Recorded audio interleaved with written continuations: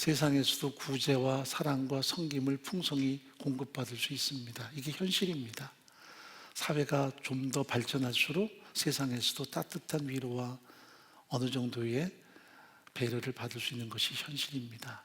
흔히 우리가 복지라고 이야기합니다. 예전보다는 훨씬 더 좋아지는 그런 상황들이 풍성하죠. 그러나 세상이 아무리 발전해도 줄 수 없는 것이 하나 있습니다. 그것은 바로 복음입니다. 하나님의 은혜입니다. 세상이 아무리 뛰어나도 복음만은 공급할 수 없습니다. 하나님의 은혜만은 풍성하게 나눌 수가 없습니다. 다른 모든 것 세상이 줄 수도 있고 함께 할 수도 있겠지만 복음만은, 하나님의 은혜만은 공유할 수 없는 것이 현실입니다. 이 복음과 은혜만은 공동체만이 세상을 향해서 줄 수 있는 유일한 능력입니다.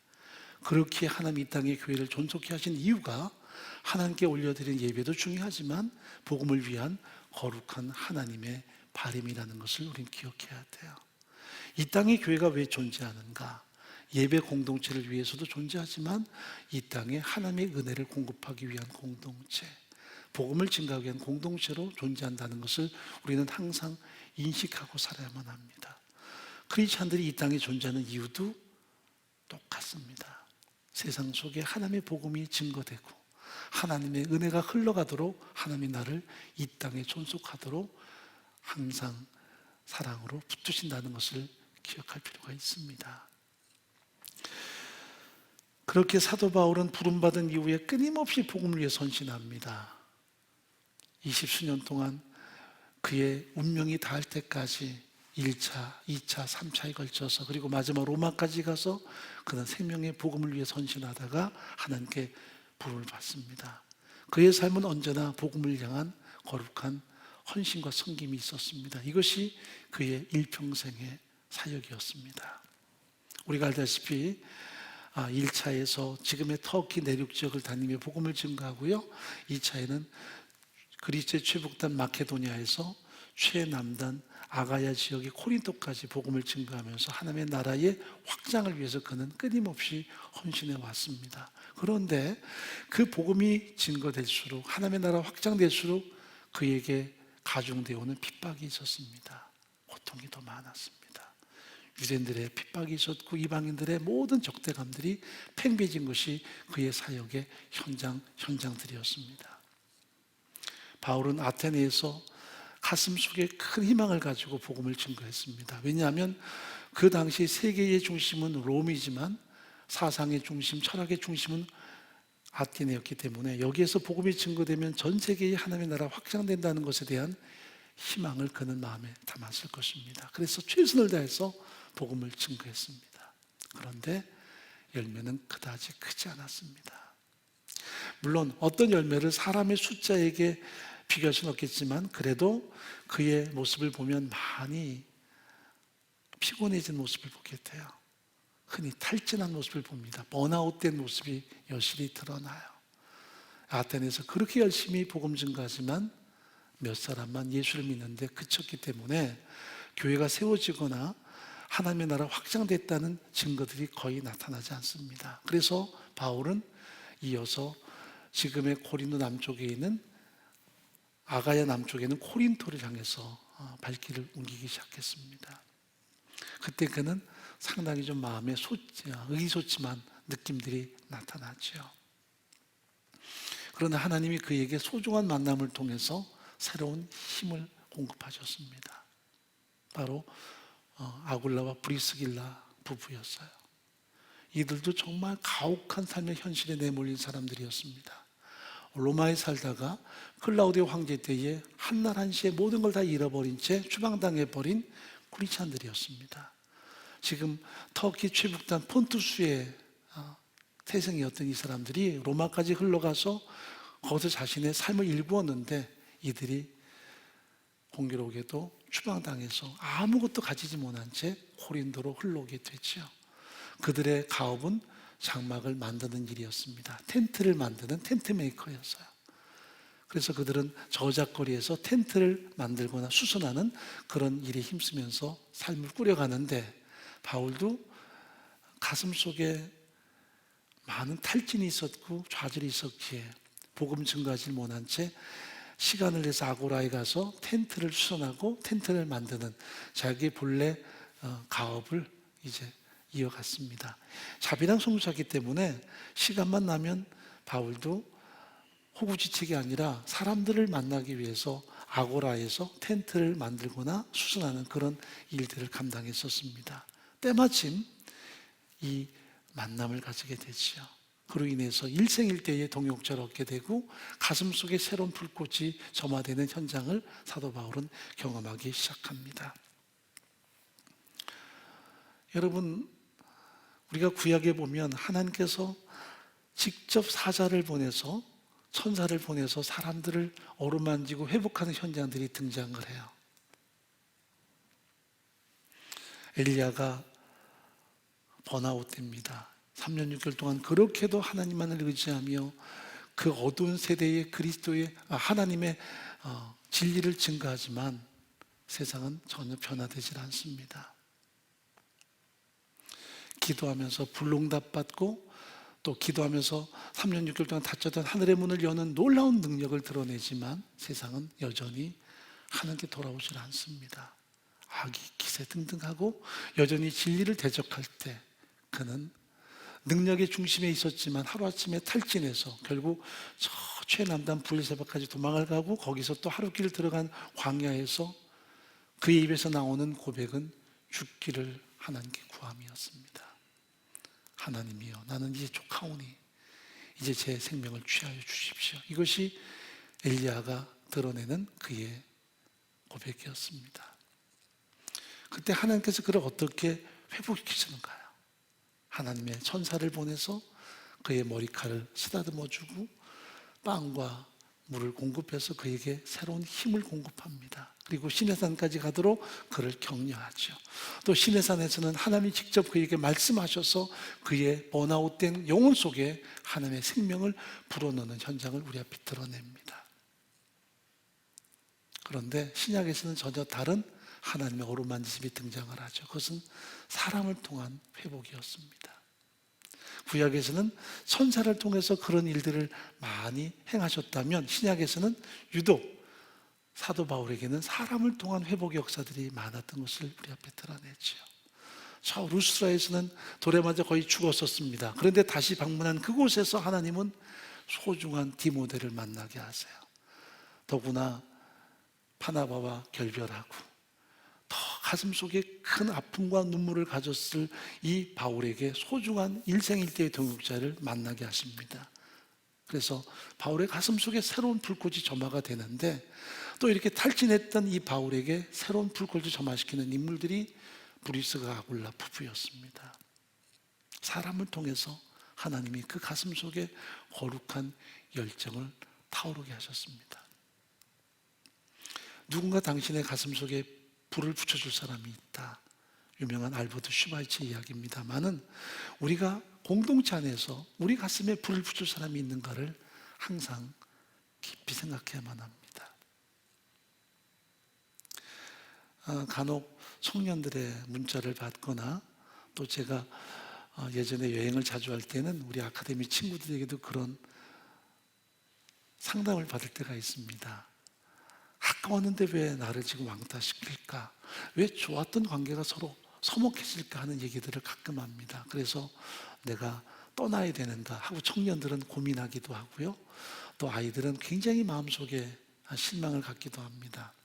그때 제가 주는 교훈이 뭐냐면 관계가 참 좋은 것이지만 그 관계가 성령과 진리 안에서 이루어지지 않으면 항상 인간은 쉽게 실증내는 존재라고 이야기합니다. 아무리 밀착되고 가까워도 언젠가는 한계가 오는데 특히 크리스찬들은요 아무리 가까웠더라도 그 관계가 성령과 진리로 인해서 연합되지 않으면 언제나 위험이 와요. 세상은 세상의 가치관으로 밀착됐기 때문에 평생 그러고 살아가지만 그러나 공동체 안에서의 코이노니아, 거룩한 성도의 교제는 언제나 성령과 진리가 그 중심에 있어야만 가능합니다. 우리가 사도신경에도 성도의 교제라는 말을 끊임없이 합니다. 공동체가 존재하는 이유는 예배 공동체, 복음 증거의 공동체지만 또 한 가지 중요한 것은 성도의 교제예요. 서로 배려하고 서로 격려하고 서로 위로하고 서로 연합하는 것인데 그 핵심은 관계가 아니라 성령과 진리예요. 우리가 왜 하나가 돼야 되는가? 성령과 진리에 의해서 거룩한 목적이기 때문입니다. 그런데 이것이 사라져버리면 관계는 항상 어려워져요. 많은 교회 안에서 관계들이 와야 되는 이유가 뭐냐면 성령과 진리로 만났다가 성령과 진리는 사라지고 관계만 남으니까 결국 육적인 관계 속에서 갈등이 와요. 그래서 가슴앓이를 많이 해요. 제가 지난번에 그 서로 간에 힘들었던 관계 속에서 어떻게 정리를 할 것인가 하는 얘기들을 몇 번 했었습니다. 그래서 힘든 관계 어떻게 우리가 정리할 것인가, 고통스러운 관계를 어떻게 떠날 것인가, 게리 토마스의 책을 제가 소개하면서 몇 번 말씀을 드렸는데, 우리가 부모 자식 간의 관계 그리고 부부 간의 관계는 떠날 수가 없습니다. 그때는 끌어안고 끝까지 가야 돼요. 기도하면서 하나님의 도우심을 구하며 끝까지 가야 되는데, 모든 관계는 시작이 있으면 끝이 있기 마련입니다. 이렇게 좋은 우리 관계도요, 항상 뭔가 갈등이 오면 점검을 해봐야 돼요. 우리가 지금 성령 안에서 관계하고 있는가, 진리 안에서 우리가 서로 관계하고 있는가를 점검해서, 대부분의 갈등은 성령과 진리를 떠나 있기 때문에 오는 하나의 문제성일 수 있습니다. 그때 끊임없이 점검해야 돼요.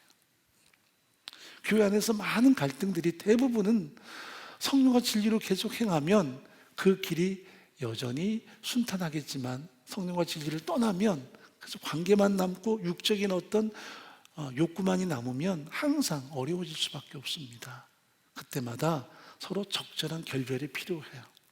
그게 교회를 떠나자 그런 얘기가 아니라 서로 간에 적절한 굿바이가 필요합니다. 공동체 안에서도 우리가 지금까지는 잘 지내왔는데 서로 묘한 갈등이 형성되니 이제부터는 우리가 서로 이런 관계가 아닌 성령과 진리 안에서만 교제합시다라는 하나의 선을 긋는 작업이 필요한 거예요. 안 그러면 이게 어려워져요. 교회를 위험하게 만들어요. 그래서 교회 안에서 항상 성령과 진리로 시작된 코이노니아가 거기에 육적인 어떤 관계가 딱 개입이 돼버리면 성령과 진리는 사라져버리고요, 육적인 관계만 남아서 서로 삐거덕거리게 돼요. 그래서 서로 힘들게 만듭니다. 그때에 목사도 그러잖아. 고통스러운 게 떠나라고. 그러나 우리에게는 기도할 수 있는 과정이 있습니다. 기도하며, 하나님, 우리가 관계가 참 좋은 것이지만 성령과 진리가 아닌 인간관계로 관계를 했습니다. 회개하고 다시 본질로 돌아가야 돼요. 성령과 진리로. 그러면 그 모든 관계가 다 회복이 될 텐데, 우리는 대부분 그런 과정을 겪지 않고 그냥 결별을 선언할 때가 많이 있습니다. 여러분 기억하세요? 사람만이 고통을 주는 대상이기도 하지만 사람만이 희망을 주는 새로운 돌파가 되기도 해요. 그러니까 사람에게 받은 상처는 또 사람을 통해 치유돼야지 다른 것을 치료할 수가 없습니다. 그래서 공동체 안에서 우리가 정말 많은 사람을 통해 상처도 있겠지만, 또 한 가지, 성령과 진리로 행하면 항상 그 속에 위로가 있다는 것도 기억해야 돼요. 우리가 기도로 함께하는 자리, 말씀으로 함께하는 자리, 그리고 거룩한 섬김과 헌신으로 함께하는 자리에는 상처보다는 은혜가 많고 위로가 많아요. 그러나 이것이 다 끝나고 관계만 계속되면 그것은 다 상처가 될 위험성이 많아요. 지금 바울도 일생일대의 위로를 받는 현장은 세상이 다 자신에게 돌을 던지거나 자기를 대적하거나 자기를 떠나갔을 때 하나님은 그 만남을 통해서 성령과 복음을 통해 연합하도록 도우시고 그 가운데 그의 가슴 속에 새로운 불꽃이 조막아돼요. 여러분, 이 아굴라와 브리스길라도 흔히 요새 말로 말하면 평신도들인데 아무것도 가지지 못한 채 로마로부터 추방당했습니다. 얼마나 망연자실했겠습니까? 평생 일구었던 가업들, 모든 자신의 재산 아무것도 건지지 못한 채 그저 보트내 들고 쫓겨난 것이 그들의 삶이었다면 원망이 얼마나 많았겠어요. 그런데도 잠잠히 하나님 바라보고 감사하며 자신에게 주어진 생업을 따라서 아고라에서 천막을 만들거나 천막을 수선할 때 바울이 그들을 만나서 그들로부터 받은 놀라운 위로가 있었을 거예요. 왜 나는 이렇게 마음에 낙심이 많을까? 왜 나는 번아웃해서 이렇게 침체됐을까? 그래서 뭔가 가슴속에 부끄러움과 더불어서 새로운 불꽃이 일어나기 시작했습니다. 그것이 복음에 대한 그의 열망이었어요. 그래서 바울은 4절에 보면 이 만남 이후에 안식일마다 회당을 중심으로 복음을 재점화하기 시작합니다. 읽어보죠. 안식일마다 바울이 회당에서 강론하고 유대인과 헬라인을 권면하니라 하고 복음을 위해서 다시 헌신하기 시작합니다. 그런데 여지없이 핍박과 환난은 다가오지요. 5절, 6절 읽어봅니다. 실라와 디모데가 마게도냐로서 내려오매 바울이 하나님의 말씀에 붙잡혀 유대인들에게 예수는 그리스도라 밝히 증거하니 저희가 대적하여 회방하거늘 바울이 옷을 떨며 떨어가로되 너희 피가 너희 머리로 돌아갈 것이요 나는 깨끗하니라 이후에는 이방인으로 가리라 하고 그들을 떠나요. 바울이 회당을 주시로 복음을 증거할 때에 놀라운 복음의 역사가 나타나지만 대적자들이 끊임없이 바울을 대적합니다. 그를 대적해서 그에게 어떤 테러를 가려고 할 때에 바울은 떠밀려서 그 모임을 떠나게 돼요. 그러면서 말로는 그러죠. 옷을 털어버리면서 내가 이제 입안에 가겠다 하지만 실제로 그가 간 곳은 그다지 멀지 않은 회당 바로 옆이었어요. 마음에는 확 떠나고 싶은데 그러나 성령과 진리가 그로 하여금 멀리 떠나게 못해요.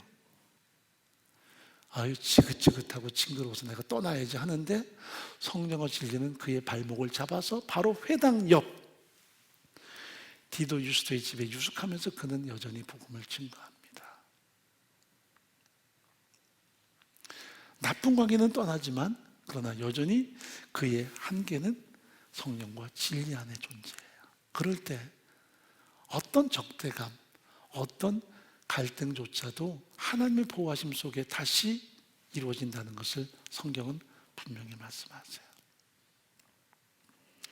자, 그래서 여기 7절 한번 읽어보겠습니다. 거기서 옮겨 하나님을 공경하는 디도 유스토라 하는 사람의 집에 들어가니 그 집이 회당 옆이라. 멀리 안 갔어요. 바로 근처예요. 지금도 코린도 성서지리 가보면 이 코린도 공동체의 흔적들이 있고요. 그 바로 옆에 보면 이 디도 유스토의 집터가 남아 있습니다. 보면 담장 사이예요. 내가 옷을 떨어버리면서 멀리 가리라 했는데 담장 옆에 있습니다. 그게 우리의 한계예요. 또 때로는 바울이 정말 소중했던 신앙적인 태도지요. 마음 같아서는 확 떠나고 싶지만 그러나 진리와 성령이 그를 붙잡아서 여전히 생명의 복음을 증거하도록 그 근처에 머물러 있도록 그를 이끄셨습니다. 놀라운 역사가 나타납니다. 8절입니다. 또 회당장 그리스보가 온 집으로 더불어 주를 믿으며 수단 고린도 사람도 듣고 믿어 세례를 받더라. 회당장이 크리스천이 됩니다. 수많은 고린도 사람들이 주께 돌아옵니다. 자신의 지금까지 섬겼던 아프로디테를 다 버리고 비너스를 버리고 하나님께 돌아와서 예수의 십자가 죽으신 부활을 믿고 크리스천이 됩니다. 놀라운 생명력이 파급되기 시작한 것이었습니다. 그러자 회당장마저 이렇게 회심했을 때 유대인들의 핍박은 점점 더 거세지기 시작했습니다. 극렬해지는 거죠. 그때 바울의 가슴 속에 그림자들이 형성이 됩니다. 트라우마입니다. 과거 루스트라에서도 그렇게 돌아맞아 거의 죽었었습니다. 데살로니가에서도 그렇게 그는 핍박을 당할 뻔했는데 간신히 탈출을 했습니다. 쫓아온 유대인들이 베레아까지 와서 그를 어떻게든 위협하려고 했습니다. 그래서 하나님은 그를 또 탈출하도록 이끄셔서 아텐까지 갔습니다. 그런데 그들은 끊임없이 바울을 위협하고 대적합니다. 여러분, 바울도 사람입니다. 왜 두려움이 없겠습니까? 가슴 속에 응집되는 두려움이 있었습니다.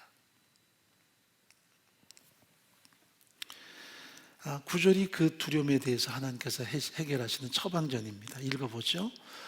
밤에 주께서 환상 가운데 바울에게 말씀하시되 두려워하지 말며 잠잠하지 말고 말하라. 여러분, 두려워하지 말아라 하는 이 말씀은 이해가 됩니다. 두려워하는 바울에게, 트라우마가 있는 바울에게 두려워하지 마라, 내가 너와 함께 있을 것이다 라고 말씀하시는 것은 참 위로가 되는데, 그러나 한 가지 더, 잠잠하지 말고 말하라. 왜 이런 말씀을 주께서 바울에게 주시는 걸까요? 그는 두려워서 입을 다물고 있습니다. 핍박이 더 거세질까 봐, 핍박이 더 거센 불꽃처럼 자기를 엄습해 올까 봐 이제는 두려운 나머지 입을 다물고 있어요. 그러자 주께서 두려워하지 말아라, 잠잠하지 말고 말해라, 이것이 주님의 처방이었습니다. 그리고 또 말씀하죠. 10절 말씀, 내가 너와 함께 있음에 아무 사람도 너를 대적하여 해롭게 할 자가 없을 것이니 이는 이 성 중에 내 백성이 많음이라. 이 말씀은 이 성에 아직도 구원받을 사람이 많기 때문에 너를 하나님의 사명을 완수할 때까지는 절대로 누구든 해하지 못한다, 그리고 내가 너를 붙들고 있다 하는 약속의 말씀이거든요. 그래서 바울에게 입을 열어서 말하라 하고 그를 독려하십니다. 여러분, 우리에게 다양한 인생의 가슴앓이들이 존재합니다. 1년 넘게 코로나 때문에 참 여러 가지 피폐해진 우리의 삶입니다. 사업도 만만치 않고요, 또 직장생활도 만만치 않습니다. 제가 우리 동역자들이 이렇게 바라보면 글쎄요, 1년 동안에 우리가 많이 힘들었구나라는 것을 느껴요. 우리 여성 동역자들도 예전 같으면 뭐 이쁘게 하기 위해서 많이 애를 쓰긴 하잖아요.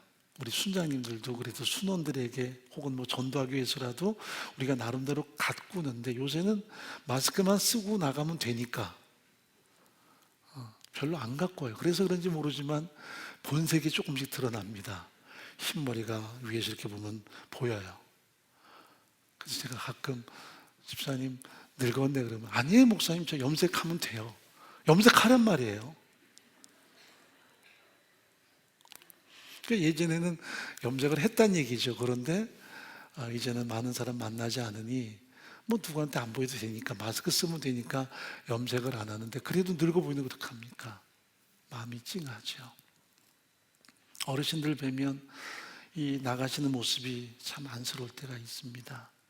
지난해만 해도 건강하셨는데, 그리고 꼿꼿하셨는데 1년 동안 많이 이렇게 깔아앉으시고 또 제대로 걷지 못하는 모습 보면 마음이 덜커덕할 때가 있습니다. 참 우리가 1년 동안 여러 가지 다양한 어려움들이 우리 삶을 장악하고 있습니다.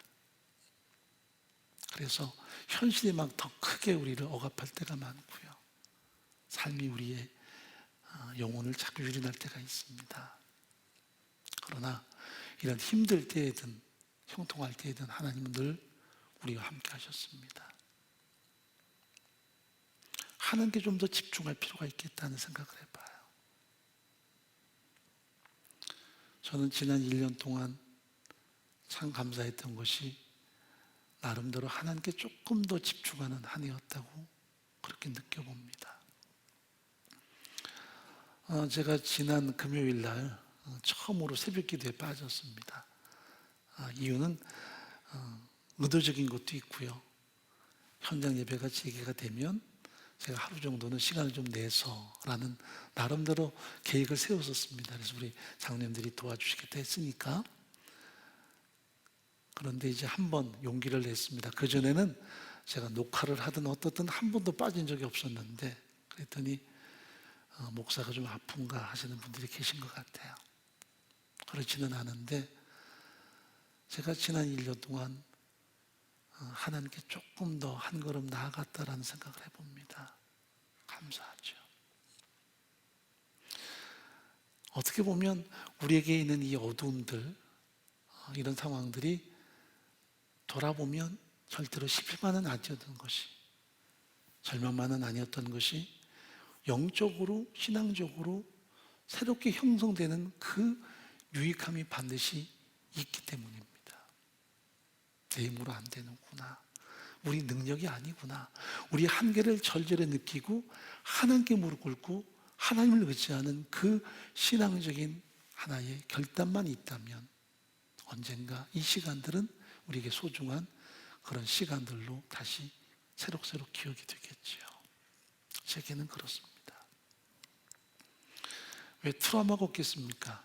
다양한 트라우마가 존재하지만 그러나 그때마다 무릎 꿇고 하나님 바라보고 하나님께 기도하고 그렇게 한 걸음 한 걸음 우리가 나가는 것입니다. 하나님께서 바울에게 말씀하세요. 두려워하지 마. 대적자가 다 사라질 거 하지 않습니다. 여전히 대적자들은 시퍼렇게 기세등등하게 존재합니다. 그런데도 주께서 바울에게 말해라. 네 사명이 닿을 때까지, 구원 얻기를 계획한 그들이 구원 얻기까지는 너를 해하지 못할 것이다. 그게 바울에게 부여된 사명이었고 또한 거룩한 책임이었다는 것을 성경은 분명히 말씀하세요.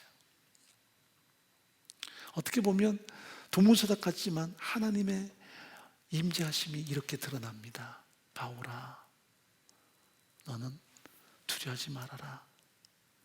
잠잠하지 말고 말해라. 내가 너와 함께 할 것이다. 그리고 이 도시에 구원 얻은 사람이 많구나. 너를 해할 자가 없단다. 그러니 너는 제발 좀 입을 열어서 증거해라. 이것이 하나님의 요청이었습니다. 복음을 향한 요청이었어요. 네가 지금 전하지 않으면 구원 얻을 자가 없다는 거예요. 입을 열어 전해야만 누군가 듣고 성령이 그 들음을 통해서 역사할 것이고 그들 속에 거룩한 생명력을 불어넣을 텐데 네가 여기에서 주저앉아서 되겠니? 절망해서 되겠니? 입을 열어서 말하라 하시는 거예요. 여러분, 전해야만 성령이 그 전함을 통해서 역사할 수 있습니다. 믿음은 들음에서 나고 들음은 그리스도의 말씀이니까 우리가 전할 때 내 말이 아닌 성령이 거기에 역사하셔서 하나님의 구원의 능력이 되게 하시는 놀라운 역사들이 나타나요. 그게 바로 우리에게 주신 하나님의 거룩한 바람이라는 것을 성경은 말씀합니다. 그래서 바울은 나중에 로마에 구금되어 있으면서도 사슬에 묶인 자기를 위해서 기도할 것을 에베소 공동체에게 부탁하는데 이렇게 고백합니다. 에베소 6장 19절 한번 읽어보죠. 또 나를 위하여 구할 것은 내게 말씀을 주사 나로 입을 벌려 복음의 비밀을 담대히 알리게 하옵소서 할 것이니 이를 위해 내가 세상의 메인 사신이 된 것은 나로 이 일에 당연히 할 말을 담대하게 하려 하게 하심이니라. 바울이 사슬에 묶인 사신이 됐어요. 그러니까 엠베서더, 흔히 대사가 됐는데 로마로 온 하나님의 나라의 대사가 아니 무슨 수많은 병거를 끌고 영광 가운데 오는 게 아니라 사슬에 묶여서 옵니까? 사람들은 바라보면서 뭐 하나님의 나라의 대사가 저 모양이야 할지 모르지만 그렇게 묶여온 자신을 통해 하나님은 입을 열어 복음을 증거하게 하시고 그 복음이 하나님의 나라의 영광과 권능을 선포하는 능력이라는 것을 지금 확신하기에 나 위해서 기도하는데 사슬이 풀려나기를, 감옥에서 풀려나기를 구하는 게 아니라 나로 입을 열어서 이렇게 초라한 상황이 또 이렇게 얽혀있는 상황에서 절망하지 않고 입을 열어 증거할 때마다 그 복음을 통해 나타나는 위대한 생명력으로 이 로마가 하나님의 구원이 파급되기를 기도해 주십시오 하는 것이 바울의 간절한 바람이에요. 여러분, 고린도에서는 그가 두려움 때문에 입을 다물고 그리고 지금까지 있었던 트라우마 때문에 그가 마음에 번아웃됩니다. 그런데 정작 로마까지 가서 사슬에 묶이고 죽음의 그림자가 점점 다가옴에도 불구하고 그는 어떤 두려움에 사로잡히는 것이 아니라 이런 가운데서 입을 열어 복음을 전할 수 있도록 해달라 기도한단 말이죠. 얼마나 놀라운 그의 신앙의 상승입니까? 아마 고린도에서 그는 가슴속 깊이 경험했을 거예요. 아, 현실이 아무리 막막해도 거기에 내가 장악당해서는 안 되는 거구나. 언제나 하나님 바라보고 하나님 의지하고 입을 열어서 십자가의 피 묻은 복음을 증거할 때 하나님은 그 복음을 통해 역사하는 생명력을 드러내시는구나. 내가 사명에 닿을 때까지는 내 인생이 무너지지 않는다. 이것이 그가 가진 마음의 선언이었을 거예요. 그래서 그는 여전히 복음 전하며 하나님의 나라를 이 땅에 파급시켜 나가는 존귀한 사역자로 세워져 갑니다. 여러분, 방관자 신드롬이라고 하는 얘기를 들어보셨나 모르겠습니다. 흔히 제노비스 신드롬이라고 하는데 1964년 PT 제노비스라는 사람은 뉴욕에서 강도의 손에 죽임을 당합니다. 30여 분 동안 강도에게 막 빼앗기면서 무수하게 칼로 찔리면서 죽어가요.